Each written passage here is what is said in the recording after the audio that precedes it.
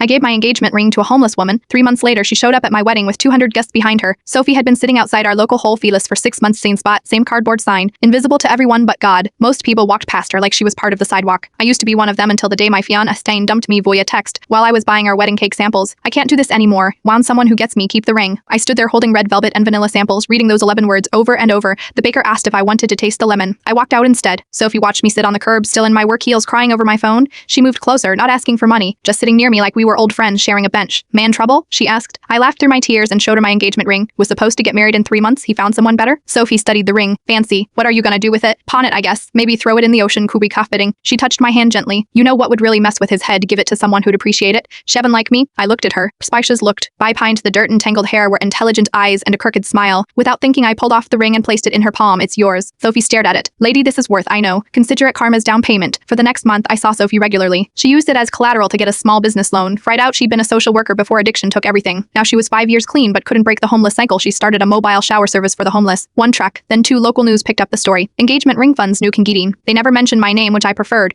Meanwhile, I met James at my cousin's barbecue. He was terrible at cornhole and laughed at his own jokes. But he looked at me like I hung the moon. We moved fast. 3 months after my broken engagement, I was walking down another aisle. The outdoor ceremony was small, 20 family members. Max, Ari. That's why I noticed the crowd gathering at the back immediately. Sophie stood there in a clean blue dress, her hair pinned back elegantly. Behind her stood a line of people, some in suits clearly borrowed, others in their best clean clothes, all holding single flowers picked from gardens and public spaces. But the person who saved my life deserves a proper wedding. She turned to the crowd. This woman gave me her engagement ring when her fiancé left. That ring bought our first shower truck. These are all people who've used our services. They wanted to thank you. One by one they walked forward, placing flowers at the altar. A veteran whispered, "First hot shower in 2 years." A young mother said, "My kids could go to school clean." An elderly man simply nodded and squeezed my hand. James watched it all, his eyes wide. "You gave away your ring." "Long story," I whispered back. She placed a bouquet of wildflowers next to the others and handed me a small box. Inside was a simple silver band. "It's not diamonds," she said, "but our organization voted. We wanted you to have a ring that means something. Here's 200 names engraved inside. Every person you helped get back on their feet." The photographer captured me ugly crying while Sophie hugged me. The photo went viral with the caption, "When your ex's ring builds an empire of compassion." My ex texted 2 days later saw the article, a single thumbs up up. His new girlfriend had left him the week before.